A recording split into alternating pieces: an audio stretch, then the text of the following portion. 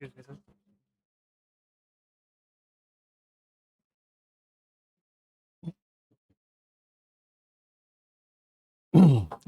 evening, everyone, students and faculty and people who have come from the center here in Delhi.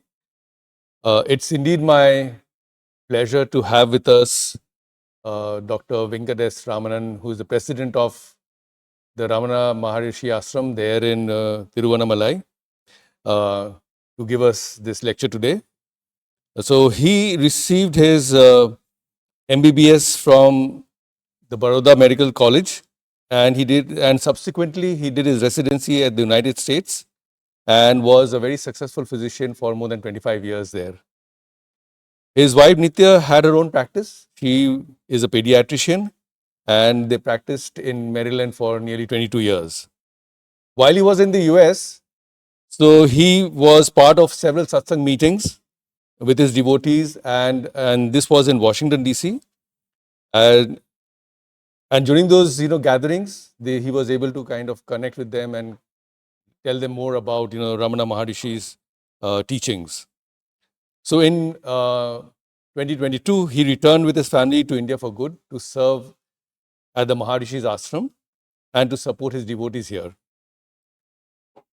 So he's also the editor of the ashram publication Mountain Path and Saranagati. He is also the great nephew of Sri Ramana, and he continues to be a seeker like the rest of us. So with this, I invite Dr. Venkat S. Ramanan to come and deliver his lecture.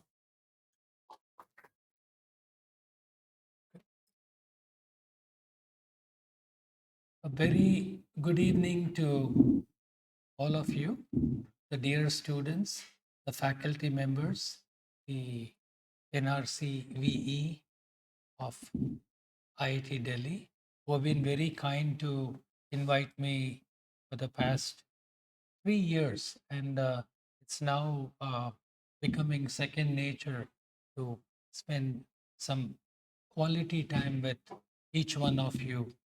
And as Professor James said, I'm a fellow seeker like every one of you. We're all on various paths, various stages of realization.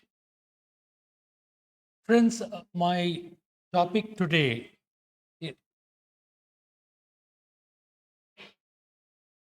is self-realization, the crown gel of eternal happiness. Is it okay? The self-realization. So the introduction is the term self-realization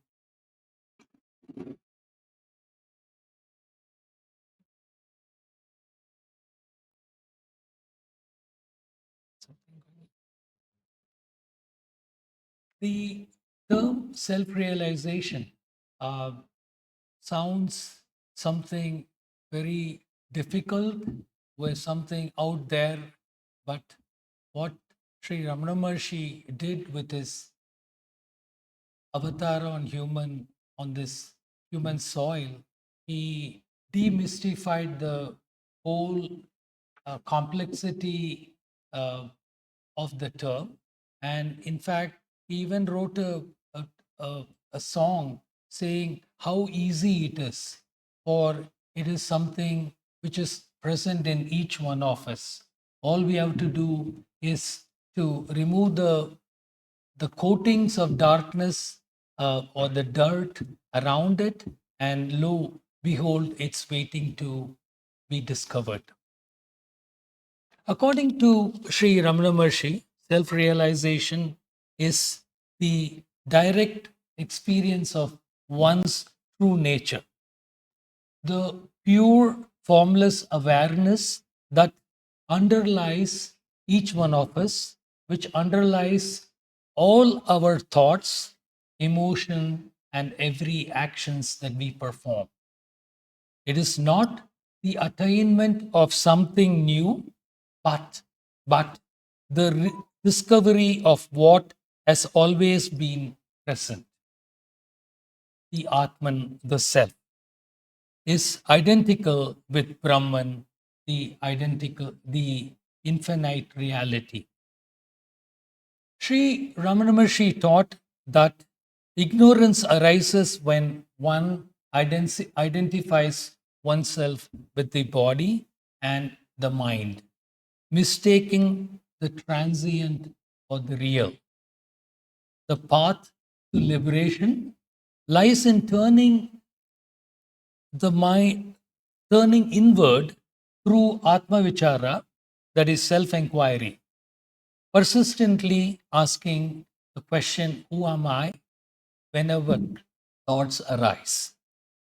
This question dissolves the false ego and reveals the ever present consciousness, which is beyond individuality, and it is there, as I said, waiting to be discovered.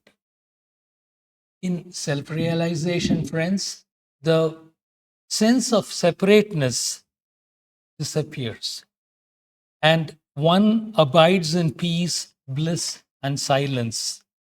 Sri Ramana Maharshi emphasized that the teaching that self ends all suffering, as the realized being perceives no other. Everyone is just the same self in a different body. And one rests naturally in the stillness of the pure being. And true realization brings compassion, detachment, and spontaneous harmony with all lives.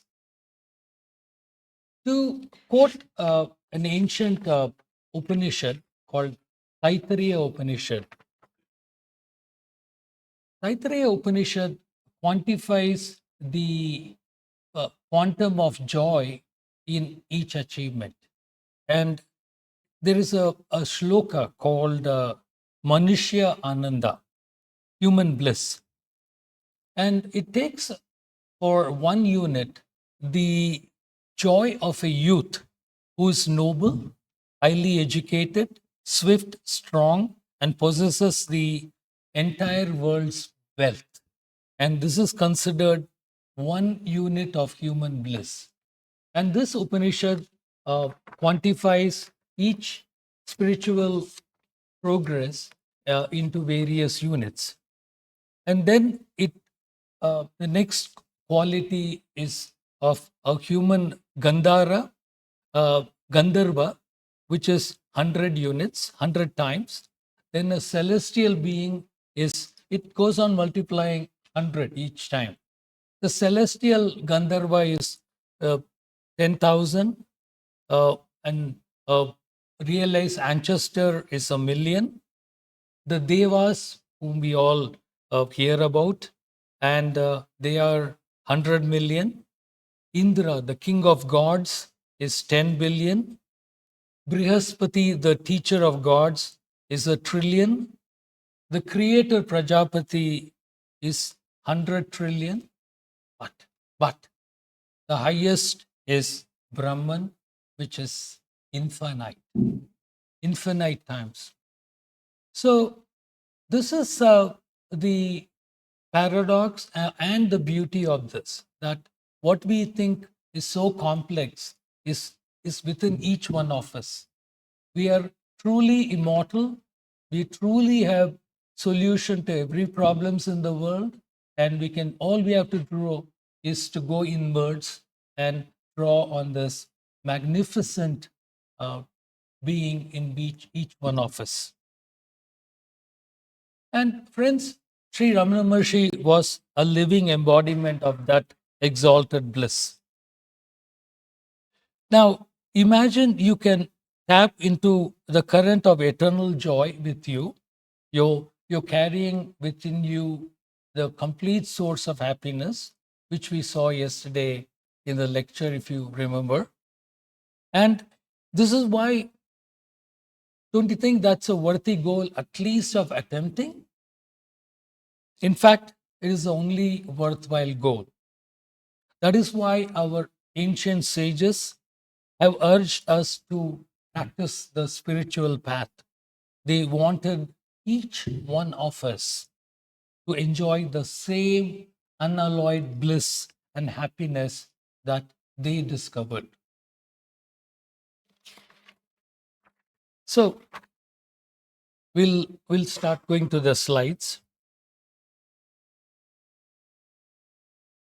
Now, I gave you the introduction to what self-realization is, but continuing the later part of my lecture, because there are in an ancient book called Yoga Vashishta, which uh, Lord Rama is taught about the method to self-realization. Excuse me. He, when Lord Rama professes that it's a very hard thing and where to start, um, the saint Vashishta gives him that if nothing, you try to get these four qualities and try to embrace them, which will put you surely on this path to this ancient and noble path of self-realization. And that's what I hope to introduce to you and talk about these four qualities today, this afternoon. So these qualities are Shanti, that is self-control or quietness of mind; vichara, the spiritual inquiry; santosha, contentment; and satsanga, good company. The wise seeker should diligently cultivate the friendship of these, or at least one of them, if not all four.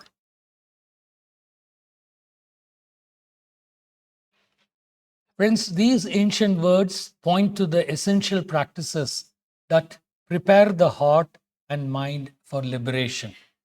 They are not mere disciplines, but living friends. They are living friends on the spiritual path. And I may even extend on living a good life. Each one a guardian at the threshold of freedom. In the radiant teachings of Sri Ramana Maharshi, these four merge into the single flame of self inquiry, the direct path of our true nature. Now, we, we saw yesterday, and again I'll reiterate today, uh, what is liberation in Maharshi's words? And again, the liberation is a experiential feeling. So the ancient textbooks, so if they cannot describe a term, they will use a negative allegory and say what it is not. So what liberation is not? Liberation is not a new state to be acquired, nor a distant heaven to be reached after death. It is not the result of accumulating spiritual experience or achieving extraordinary powers. It is not something that comes and goes, nor something that can be lost once realized. And again, coming back to what liberation is in Sri Ramana Maharshi's light, as Ramana Maharshi taught with crystal clarity, liberation is not a new state. It is simply being what you always are. It is freedom from the false sense of individuality, the illusion of being a separate I or a small individual. Liberation is a recognition of our eternal, unchanging nature as pure awareness itself. Now, we will start looking at each one of the gatekeepers, the essential qualities. The first one is santosha, and it's roughly translated as contented, being content in a state of contentment, and in resting in what is and desiring nothing.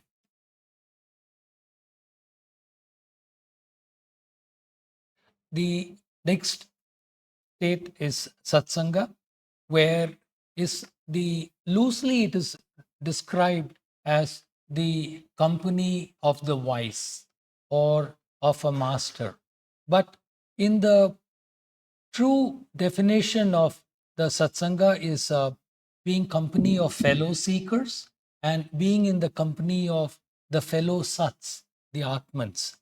And this by seeking out the company of the wise and people who share the same values, especially the spiritual values as yourself, you have the you don't lose your spiritual qualities and you are able to enhance them by being in the company of the wise. And just the magnetic silent power of these wise people uh, also helps you maintain your pure spiritual qualities and also enhances them. There is the transforming power of the truth which exists in each one of the true persons. The third quality is Shanti, this of peace.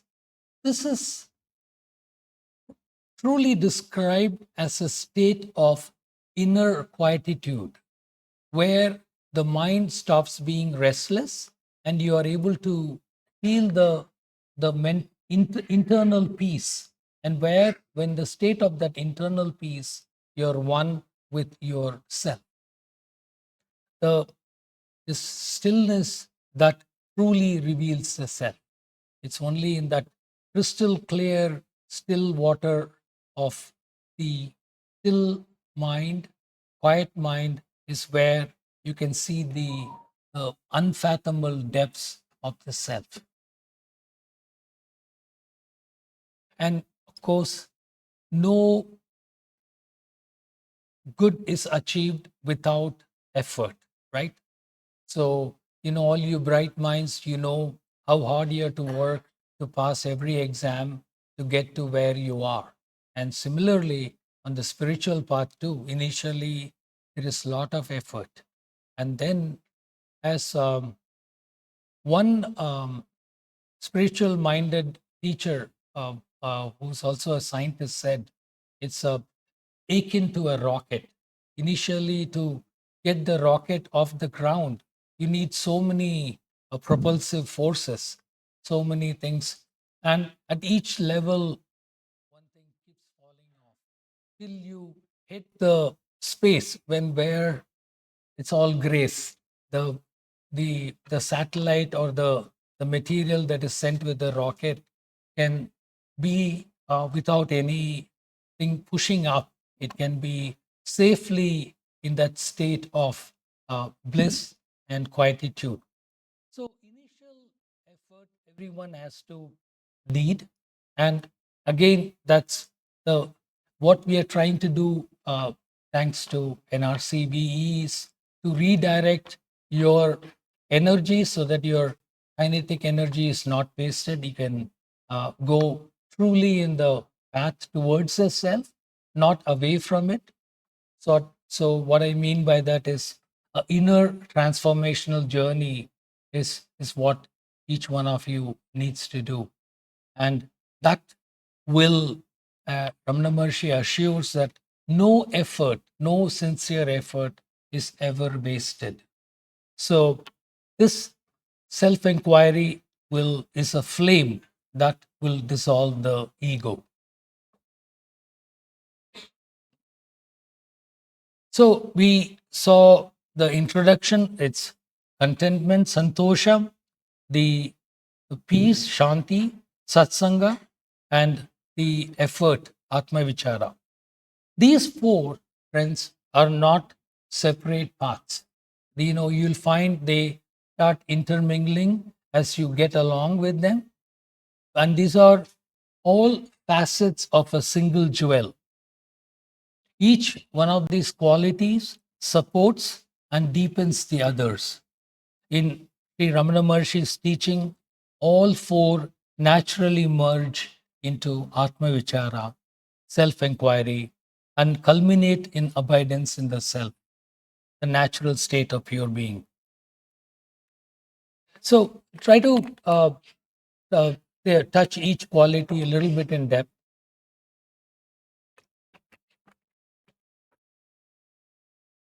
Santosha. Santosha is a contentment, true contentment, where one rests in what is. Freedom from the tyranny of craving and aversion. It is the profound recognition that happiness is not in things, it is within yourself.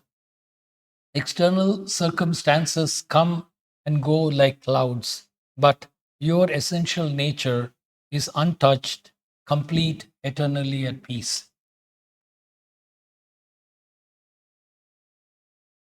Someone who's following the state of contentment accepts what comes as the will of the self, not with resignation or passive weakness, but with understanding.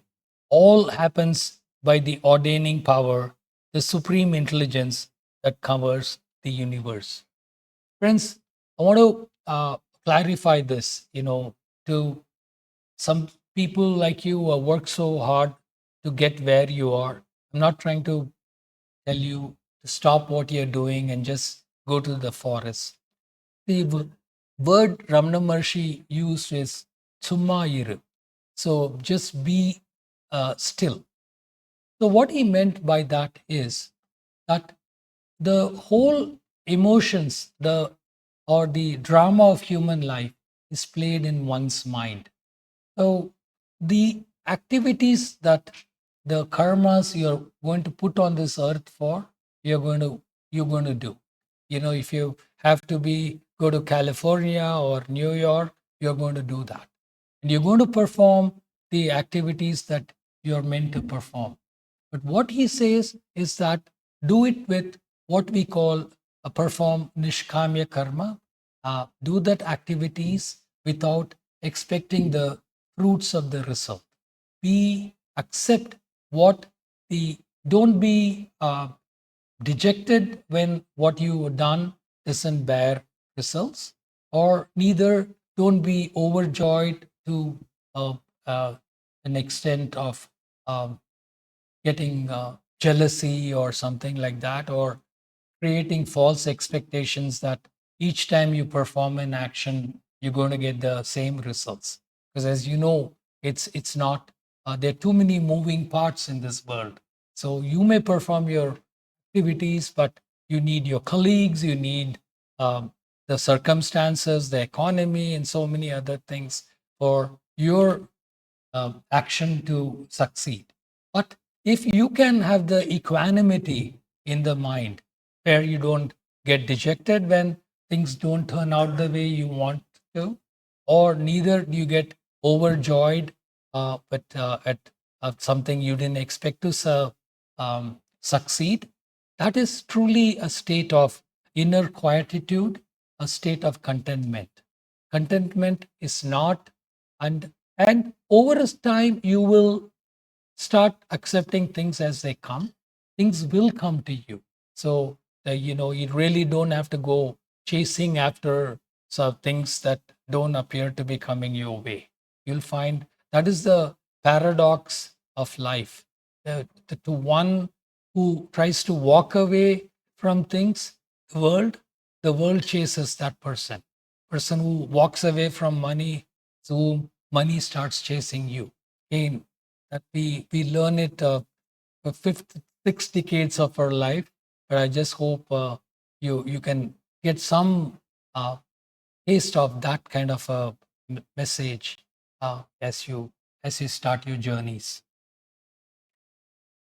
Now, when you rest in that supreme power, preference and resistance dissolve. This is true surrender, not giving up something, but giving up giving up the illusion that you are in complete control of things. Now, what is the natural fruit, right? We don't do anything without expecting something in return. So, this is what Ramana Maharshi assures you.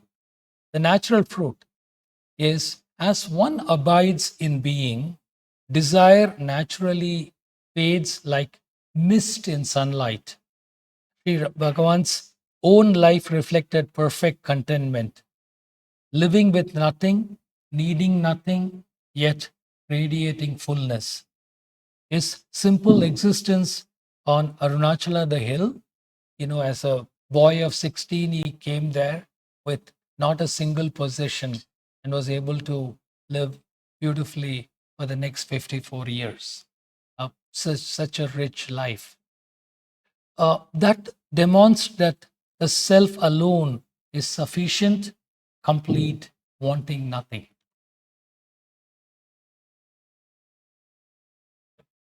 Now, I'd like to talk a little more on Satsanga, the transforming power of the truth. And this is the true guru.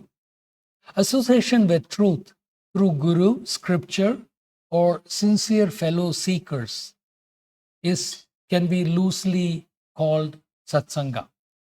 Satsanga, according to Ramana Maharshi, was being in the company of the Sat, just the self. But for us, we need more fellow seekers, especially as we are in urban settings, have active lives. So as we go along, we realize how precious those few minutes spent with fellow seekers are. The Ramana Maharshi always used to say that the true guru or the teacher is yourself. And because we don't realize, we all need an external teacher. So what he said was the external guru or the teacher will push our self or the mind towards its source, which is inwards, where the true guru, our true self, which is our true teacher, will pull it inwards and keep it in our spiritual heart, the resting place of the Atman. So the true guru is a self shining within, reflected in the sage's form. In the association of the true like-minded seekers, satsanga, the mind becomes subtle and receptive. The ego melts in the light of shared awareness, the one self recognizing itself in all.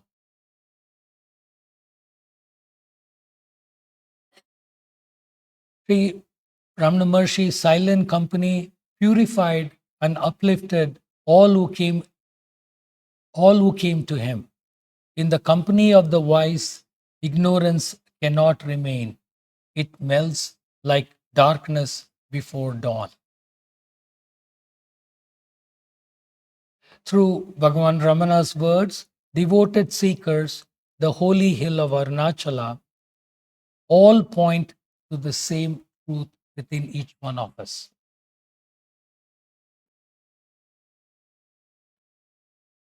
Self-abidance is the highest satsanga. When you rest as a self, you are in eternal communion with the truth. And that's what Maharshi was always fond of saying. Satsanga means being in the company of the Sat, of the truth, and that is the self. But till we reach that state, the fellow of the wise teachers and the fellow spiritual seekers is a must.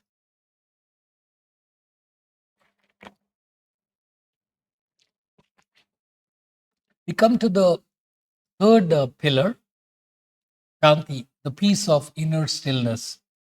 Shanti means quietness of the mind, not mere outer silence, but the profound absence of mental agitation. It is not temporary peace dependent on circumstances, but, but the recognition that peace is our true nature.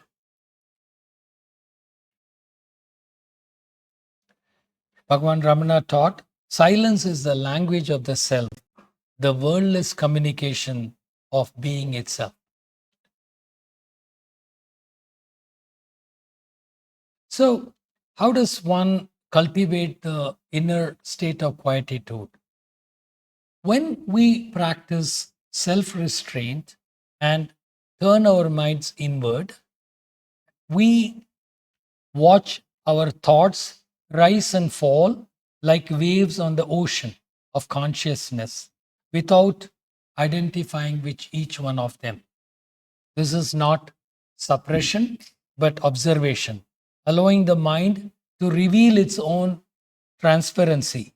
Each moment of stillness is a return to your natural state.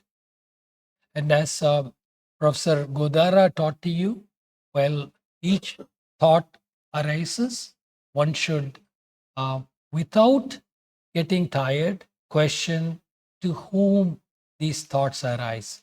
Who am I? And with practice, these thoughts will start slowing down.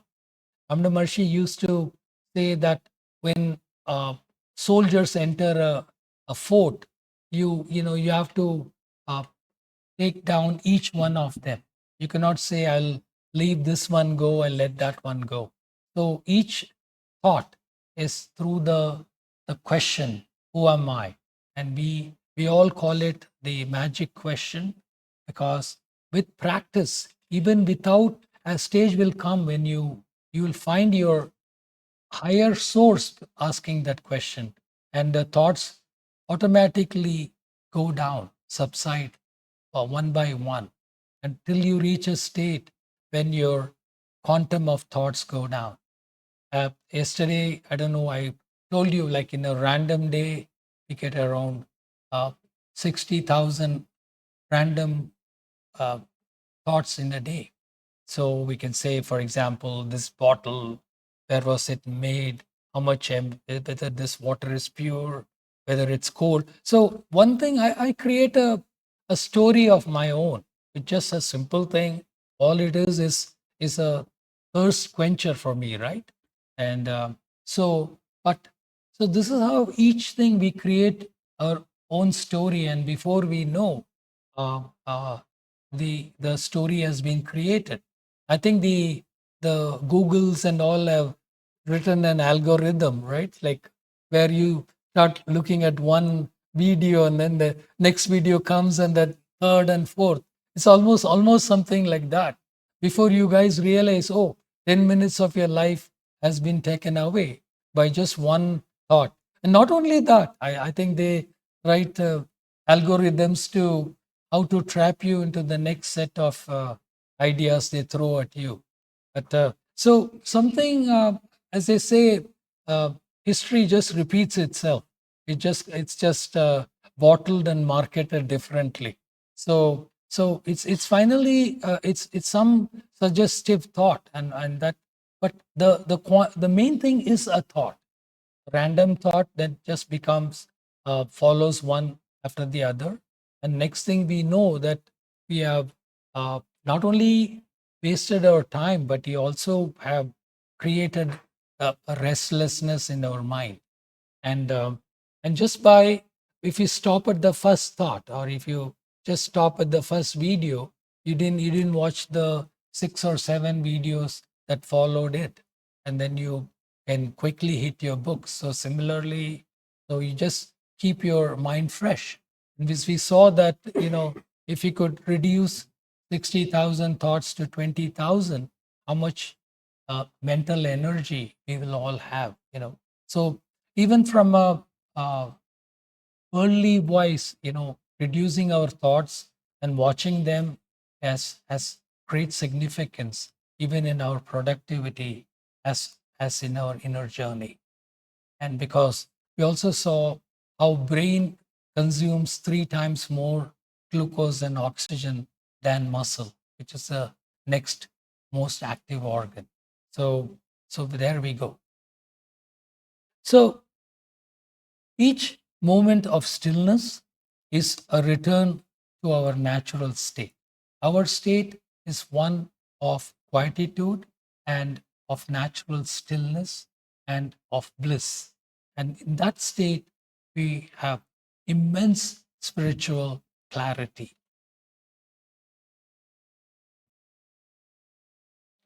The fruit of stillness. Again, to quote Ramana Maharshi, stillness opens the inner eye to the presence. The presence is the presence of the source, the Atman, the immortal self. In the quiet depths of the heart, the self reveals itself effortlessly. Bhagavan Ramana's own silence was a living Shanti, a silence so powerful it transformed all who sat in his presence, teaching without words what can never be captured in speech.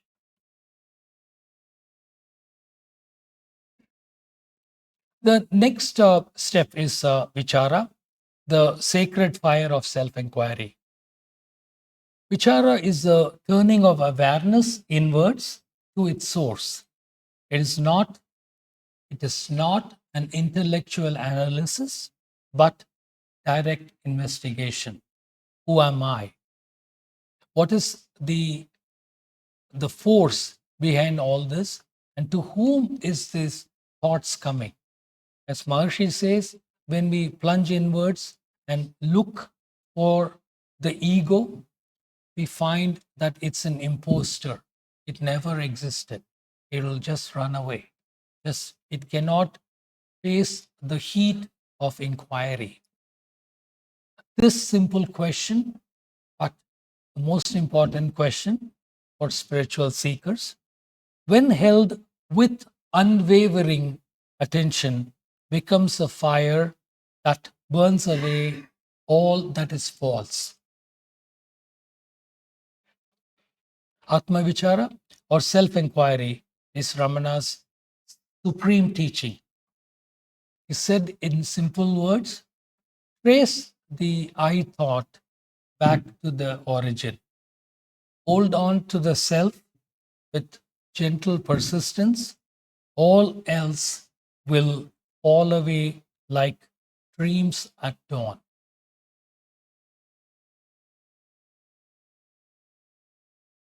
Again, to quote Professor Bhupinder, when any thought arises, what you all learned, to whom does this thought arise? I'm just revising your memory. The answer is always to me. Then inquire, who is this me? Who am I?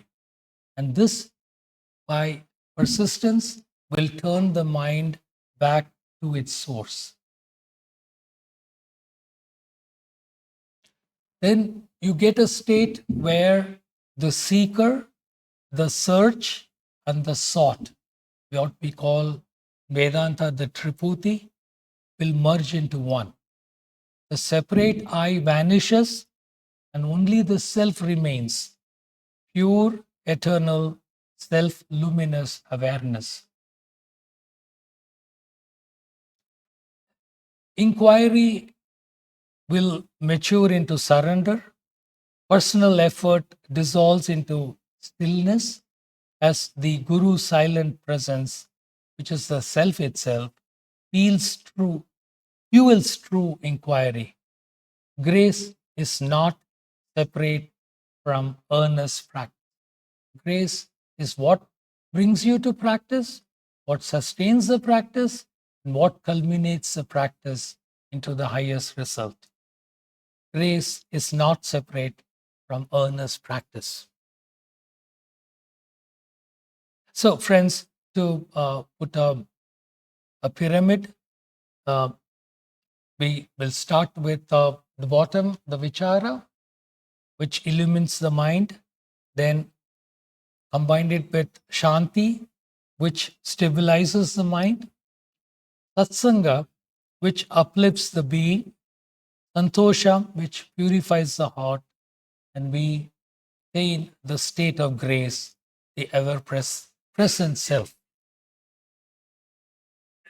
In self inquiry, Atma vichara, as taught by Sri Ramana Maharshi, all four gatekeepers merge naturally into one seamless practice. The end of inquiry is silence, perfect peace, and natural state. The natural state. The gatekeepers, friends, are not outside. They awaken within each one of us. And when they do, liberation reveals itself as what you always were, are, and will be. Sri Ramana Maharshi's life embodied all four virtues effortlessly. His presence remains the eternal satsanga, available to all seekers through his teachings and the living grace of self within each one of us. And they say, be still and know that you are that. All four gatekeepers lead into the silent temple of the spiritual heart, where you discover that the seeker and the sought were never two. Ramana Maharshi said there are never two selves, but in the beginning we have to postulate like they are. This one impure self searching for the true self. But once he used to say, once you reach that moment of thought, of the truth, you will laugh and say that there were never two, there were always one. And the journey ends where it began, in the timeless presence of your own true self. Thank you for your attention. And I know it's Friday. I will now leave the forum open for questions if anybody has.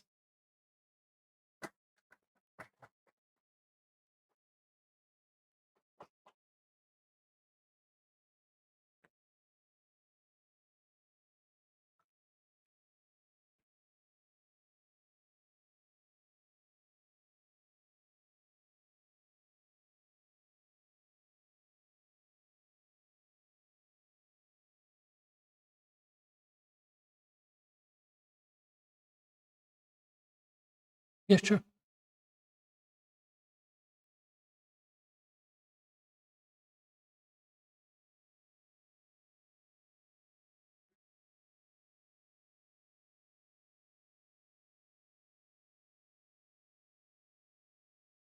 Sure. Now, uh, as they say, a journey of 1,000 miles begins with the first step. So, uh, as in one of the book again was pointed out by Professor Godar of this, in the 1910s, there was a British Army Colonel uh, Humphreys. He came to Ramana Maharshi and he asked the same question. I have a active life. How do so? Again, what he said was, start um, fix certain times of the day for your inquiry. So in the um, like in the morning when you wake up and before you go to bed, you start with few minutes of silence, of inner contemplation. Even couple of minutes initially will get you started, and then it'll slowly get uh, it'll become an habit. Course of, I mean, I'm sure all of us have at least 10-15 minutes in a day. I mean, we can find time. And again, uh, the part of the answer, or the I would say the negative way to it, is in your question. You said it's difficult. So Ramana Maharshi said many times that you're saying that it's difficult, or your sign of weakness is just, when you say that itself, you're putting yourself in a hole.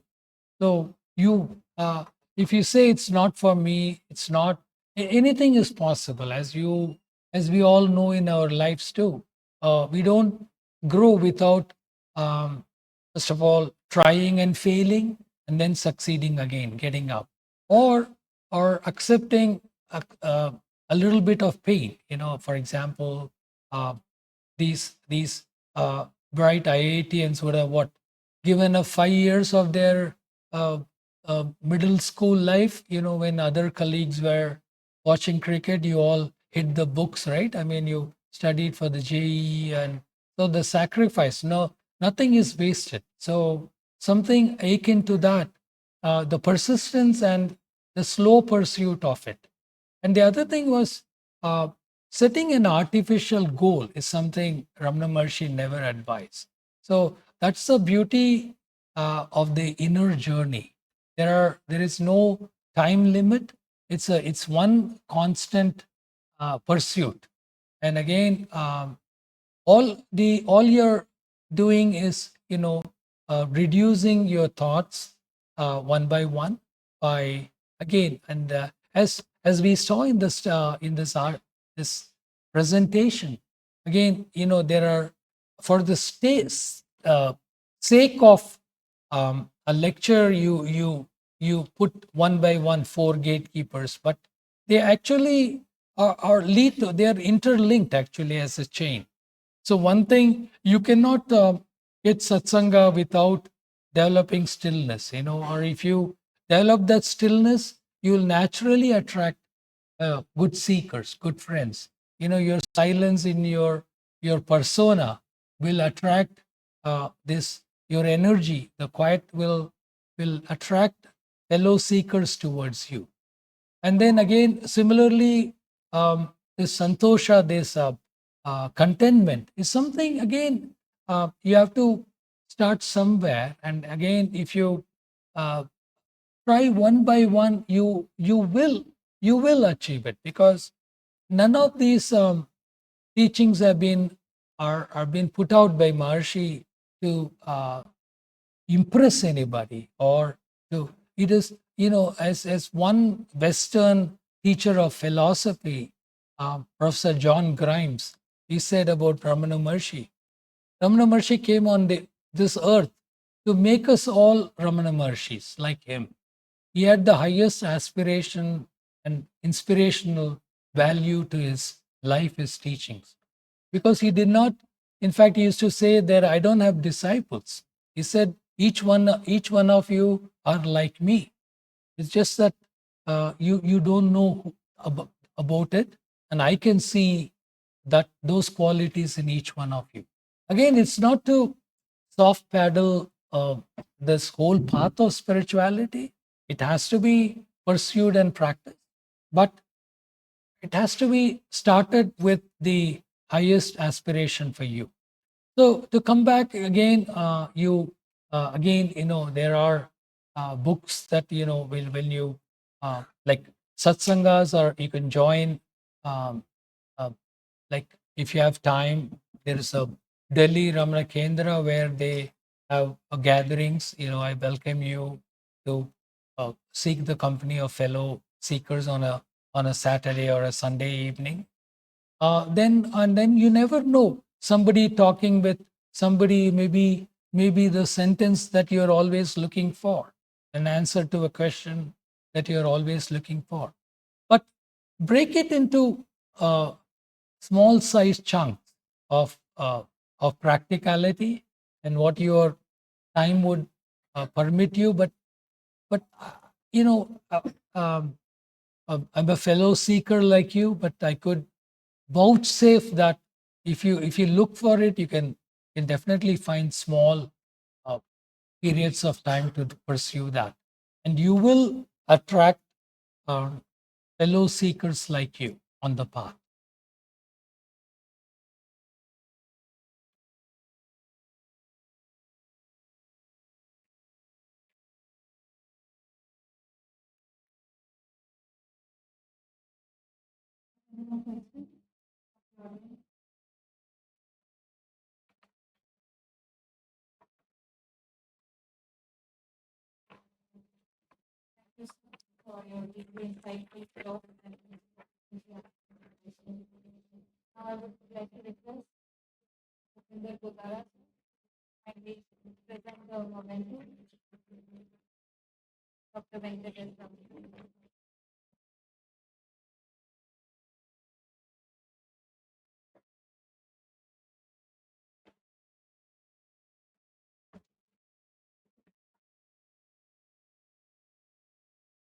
Thank you.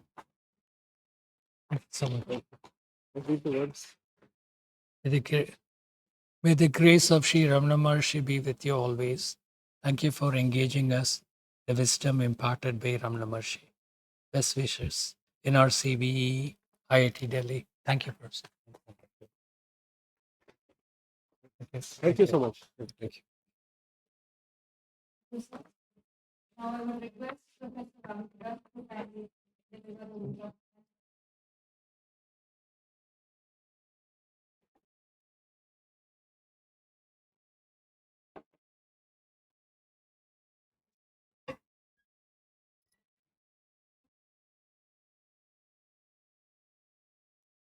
Good evening, everyone. It's an honor to go to the time. Good afternoon for finding and for very clearly laid out the whole foundation and the highest teaching of knowledge after we explore everything what we explore when it comes to development. I'm so happy that students here, thanks to you, are able to get access to that knowledge. It's quite useful for the grateful for IT to supporting students, special and university for relevant learning for facilitating and encouraging students and posters like this to happen in this area. The articles, the articles will get because we are going to go for some time regularly. We have very good feedback from the student, also acting as a bridge between IIT and Ramanasramam, and William was one of the students who lead this movement.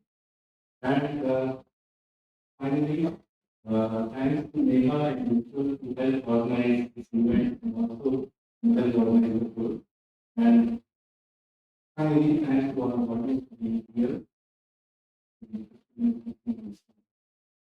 Dr. Abdul will be here for some time in case you want to listen back to any questions you have.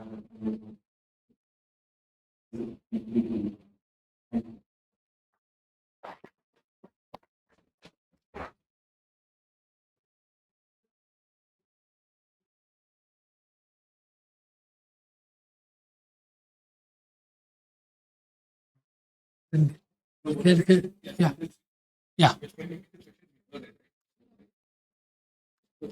What she's yeah, yeah. what she's saying is that uh, there is this, I mean, what you said in the lecture was that Yeah, things that you leave behind will really follow you, and then yeah, you will, yeah. in case you happiness will leave, or rather, worldly things will leave, then they try to get behind you. But you think that there is also this concept of manifestation that's going around, where people sit down and they try to imagine that this will happen to them and then manifest. Oh, you mean Yes. positive Positive imagery? thinking and all that. And there are some different kinds of also Okay. following that Yeah, people do. yeah, Right? sure, So sure. then these are two opposing things right now. So she's asking how do you explain? Yes. Well, this the thing of what the context in which I mentioned this thing about uh, the things that you leave behind will chase you is that it's a thing that our priorities change in life. What we when we madly go after a pursuit something. A lot of times we will the the ego and our other qualities will blind ourselves to our imperfections, and most of the time we end up not succeeding. But as they say, when you perform an action without really uh, expecting anything, though your chances of succeeding are much more. This thing of positive imagery and all in psychology is is purely a short-term fix. You know, having been a physician, it's, it's one of the theories which lost its uh, thing because it couldn't stand the scrutiny of time. But it is again it reads well on paper, and but a lot of times like um, the it is to pick you up after when you have fallen, or when you they say you keep the target at the thing. But again, those are all for the uh, more the external things in the world. Now, what I meant was we need what the objective of today's lecture is to take your focus to a deeper quantum of uh, experience. But everything is the joy is yours. So yesterday, as I told you, like one of the theory of happiness is like when